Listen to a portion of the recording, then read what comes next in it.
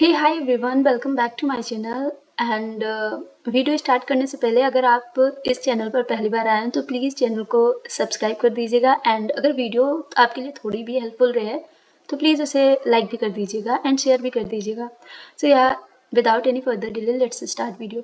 सो इस वीडियो में मैं शेयर करने वाली हूँ अपना mock score RRB clerk mains का। इससे पहले की जो वीडियो थी मेरी उसमें मैंने आरआरबी क्लर्क मेंस का मॉक स्कोर शेयर किया था एंड वो था गाइडली का, और उसमें मैंने बोला था कि इस बार मैं जो मॉक दूंगी वो मैं किसी अदर प्लेटफॉर्म का दूंगी। तो इस वजह से मैंने ये जो मॉक है ये मैंने दिया है स्मार्ट कीड़ा से, और ये स्मार्ट कीड़ा पर ये जो पहला मॉक है 9 नंबर वाला, तो ये जो है ये फ्री होता है डेमो के लिए। तो अगर आप में से कोई है जिसके पास स्मार्ट कीड़ा का सब्सक्रिप्शन नहीं है तो वो देना चाहता है तो वो भी ये मॉक दे सकता है। और इसका जो लेवल था इसकी बात करेंगे एंड इसमें मेरे क्या स्कोर रहे हैं और क्या नहीं रहे, क्या एक्यूरेसी रही, क्या परसेंटाइल रही, वो उन सब की बातें करेंगे। सो यार लेट्स स्टार्ट। तो अगर हम बात करते हैं तो इसमें जो मेरे अटैम्प्ट थे वो थे मेरे 200 में से मेरे 88 इन मतलब करेक्ट हुए हैं और 25 जो हैं वो इनकरेक्ट हुए हैं। 87 मेरे अनअटेम्प्ट थे। तो ओवरऑल जो मेरा स्कोर बना है वो 83.77 है। परसेंटाइल इसका 80% है और इसे इम्प्रूव और किया जा सकता था, बट एक्चुअली ये जो मॉक का लेवल था वो उतना भी इजी नहीं था और ना ही उतना टफ था। अगर मैं इसे एग्ज़ाम रेलिवेंट भी नहीं बोल सकती क्योंकि मैंने अभी एग्ज़ाम दिया ही नहीं है आरआरबी क्लर्क मींस का। मेरा ये फर्स्ट अटैम्प्ट होने वाला है तो उतना मुझे आइडिया नहीं है। बाकी बात करते हैं अगर सेक्शनल वाइज अटैम्प्ट की एंड स्कोर की, तो मैंने रीजनिंग में अटैम्प्ट किए थे इसमें 24 और इसमें से मेरे जो इनकरेक्ट हुए हैं वो 2 हो गए और करेक्ट हैं 22। हालांकि इसका जो इंग्लिश रीजनिंग का जो लेवल था वो डुएबल था, अच्छे से कोई भी इजली मतलब इसमें स्कोर कर सकता था 25+। और कंप्यूटर जो था वो मैंने अभी उतनी क्लासेस की नहीं है, बट हाँ जितनी भी मैंने की थी उतनी मैंने लगाई और कुछ इसमें गेस वर्क भी किए थे, इस वजह से 10 जो है मेरे वो इनकरेक्ट हो गए। बाकी बात करते हैं जनरल अवेयरनेस की। तो जनरल अवेयरनेस में मेरा क्या है ना कि मैंने सोचा था कि मैं उन्हीं क्वेश्चन को अटैम्प्ट करूँगी जो मुझे मतलब मैंने पढ़ रखे हैं या फिर ऐसा कि मुझे थोड़ा बहुत आइडिया लग रहा है, उन्हीं क्वेश्चन को अटैम्प्ट करूँगी। तो इसमें मैंने 8 क्वेश्चन ही अटैम्प्ट किए थे जिसमें से 2 मेरे इनकरेक्ट हो गए एंड 6 करेक्ट हुए। हालांकि इसमें कट ऑफ भी मेरी क्लियर नहीं हुई है। और फिर बात करते हैं हिंदी की। भाई हिंदी तो पूछो ही मत, इसकी हिंदी मतलब मैंने इस टाइम जब मैंने इसका ये मॉक दिया और हिंदी अटेम्प्ट किया उस टाइम तो मुझे लग रहा था कि इससे अच्छा तो इंग्लिश ही है, क्योंकि इसकी हिंदी काफ़ी अलग ही थी। इतनी टफ अगर हिंदी आती है तो मुझे नहीं लगता कि कोई इसमें इतना अच्छा स्कोर कर पाएगा हिंदी में। बाकी क्या होता है एग्ज़ाम में कैसा होता है वो तो एग्ज़ाम देकर ही पता लगेगा। बाकी क्वांट की बात करें तो क्वांट भी उतनी डुएबल नहीं थी। इसमें कुछ क्वेश्चन ऐसे थे जो लग रहे थे कि हाँ मेंस लेवल के हैं, क्योंकि वो वैसे सब बोलते हैं आरआरबी क्लर्क मेंस का काफ़ी लेवल कम होता है, बट एक्चुअली में इसके जो क्वेश्चन के लेवल थे वो मुझे इजी नहीं लगे क्वांट के। और इसमें जो 2 सेक्शन थे वो तो मुझे टफ लगे, एक तो क्वांट का और एक था हिंदी का। तो अगर हम इसका डिटेल सोल्यूशन देखें तो इसमें जो क्वेश्चन मैंने जो अटेम्प्ट किए थे वो तो मैंने ऑलरेडी शेयर कर दिए हैं। बाकी बात करते हैं तो ये वाला काफ़ी ईजी था। मैंने टाइमर के साथ बाद में जब मैंने इसे री अटेम्प्ट किया था बनाया तो ये मेरा लिटरली 3 मिनट के आसपास, 3.5 मिनट के आसपास बन गया था। बाकी ये भी काफ़ी डुएबल था, ये भी 4 मिनट के आसपास बन गया था मेरा। जितने भी पज़ल मैंने छोड़ रखे थे और ये मैंने डीएस किया था, मैं पहले डीएस पहले करती थी तो मेरा काफ़ी टाइम चला जाता था। इस वजह से इस मॉक में मैंने काफ़ी ऐसी गलतियाँ मतलब अवॉइड की हैं जो मैं पहले किया करती थी पहले मॉक में, और कहीं ना कहीं इस वजह से थोड़ा इम्पैक्ट पड़ा मेरे मार्क्स पर, थोड़े बढ़े। बट एक्चुअली ये जो मार्क्स है वो तब भी कम है, इसकी कट ऑफ जो है वो काफ़ी हाई जाती है। और अगर हम बात करें यूपी की तो और भी हाई जाती है। तो अगर हम टारगेट लेकर चलते हैं 120+ का तभी हम अच्छा स्कोर कर सकते हैं इसमें।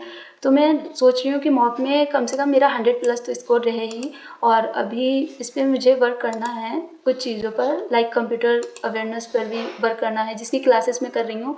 हालांकि मैंने सोचा है कि 20 जनवरी के आसपास तक मैं वो सारी क्लासेस कंप्लीट कर लूँ एंड फिर मैं रिवीजन करूँगी वाईटी से, जो सचिन अरोड़ा सर की क्लास है उससे।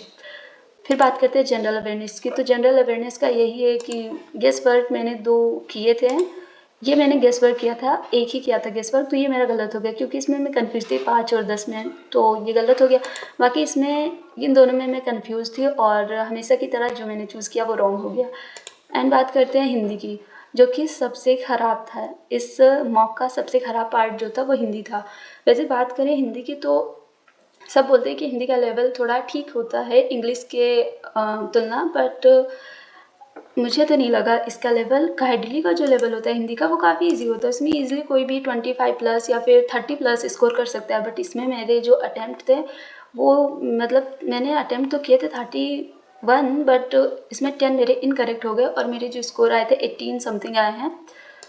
और भाई इसमें ऐसे ऐसे वर्ड थे, ऐसे ऐसे मतलब काफ़ी अजीब थी इसकी इंग्लिश। अगर आप में से अगर कोई देना चाहता है ये मॉक तो एक बार ज़रूर देना। और अगर आप हिंदी ले रहे हो एग्ज़ाम में तो हिंदी देना, इसका ये देखने के लिए कि हो सकता है ऐसा भी लेवल आ सकता है हमारे एग्ज़ाम में। बाकी बात करते हैं क्वांट की, तो क्वांट का क्या है, क्वांट में यही है कि क्वांट में क्वेश्चन उतने डुएबल नहीं थे। जैसे कि ये क्वेश्चन काफ़ी लेंदी लग रहा था इसलिए मैंने स्किप किया। बाकी जो क्वेश्चन है वो काफ़ी कम टाइम में बने लेकिन थोड़ा टाइम ले रहे थे। और बाकी बात करते हैं अगर हम अर्थमेटिक की, तो अर्थमेटिक भी इसकी काफ़ी अजीब थी, मतलब काफ़ी टाइम टेकिंग थी। मैंने जब बाद में बनाया तो कुछ क्वेश्चन ऐसे थे जो जैसे ये वाला वेरिएबल वाला, ये लग रहा था कि हाँ, बाद में बनाया तो लगा कि हाँ बन जाएगा, बट उस टाइम क्या लग रहा था कि इतने सारे वेरिएबल और फिर वेरिएबल में आंसर भी आ रहा था, तो ये देखकर मैंने स्किप कर दिया था। और भी सारे जो क्वेश्चन हैं, मतलब इस मॉक में मैंने ना क्वेश्चन ढूंढ ढूंढ कर किए हैं, क्वांट में स्पेशली। ऐसा नहीं है कि मैं यहाँ से स्टार्ट किया यहाँ तक गई, नहीं, मुझे जो क्वेश्चन डुएबल लगे वो क्वेश्चन मैंने किया और यही मैं एग्ज़ाम में भी करने वाली हूँ।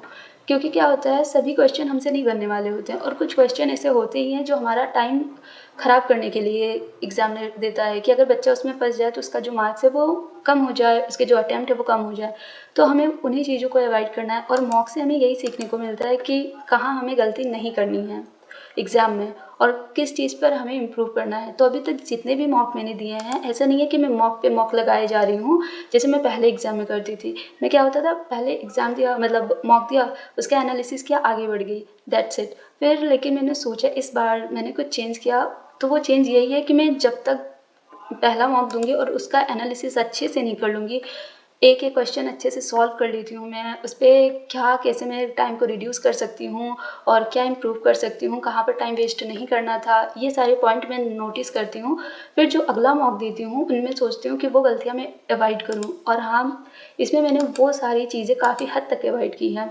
और इस मॉक में जो मुझे सीख मिली वो यही है कि किसी भी सेक्शन को ऐसे लाइटली नहीं, मतलब लाइटली नहीं लेना है। लाइक जैसे मैंने हिंदी को काफ़ी इजी समझा था, हालांकि मैं क्लासेस कर रही हूँ हर्षल अग्रवाल सर की, बट उतना रेगुलर नहीं थी मैं हिंदी में। बट अभी इसका स्कोर देखने के बाद मुझे लग रहा है कि नहीं, अगर ऐसी हिंदी आ रही है मॉक में तो एग्ज़ाम में भी आ सकती है।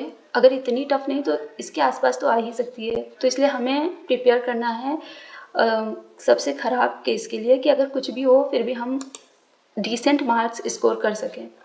एंड बात करते हैं रिज़ल्ट का, तो कुछ अता पता है नहीं आरआरबी क्लर्क मेंस का कि कब आने वाला है, एंड पता नहीं प्री क्लियर होगा या नहीं होगा, क्योंकि नॉर्मलाइजेशन और एक्यूरेसी एंड काफ़ी सारे फैक्टर हैं जो मैटर करती हैं। तो क्या होगा प्री का रिज़ल्ट वो तो मुझे नहीं पता, बट हाँ मैं मेंस की प्रिपरेशन कर रही हूँ एंड मैं उनको भी सजेस्ट कर रही हूँ जो ये सोच रहे हैं कि प्री होगा या नहीं होगा और अभी इसी डिलेमा में है कि पढ़ना चाहिए मेंस या नहीं। तो पढ़ना ही चाहिए क्योंकि अभी कोई भी एग्ज़ाम नहीं है और हमारे लिए बेहतर ही होगा कि हम अभी से मेंस पढ़ें। अगर ये इस एग्ज़ाम में अनफॉर्चुनेटली नहीं होता है तो वो आगे के लिए एक अच्छी प्रैक्टिस हो जाएगी हमारी। सो यार, that's it for today's video and I hope you like it, and if you like it so please don't forget to like, share and subscribe. And one more thing, अगर आप चैनल पर पहली बार आए हो तो प्लीज़ सब्सक्राइब कर देना और अगर वीडियो थोड़ी भी हेल्पफुल रही हो तो प्लीज़ लाइक कर दीजिएगा। Bye everyone.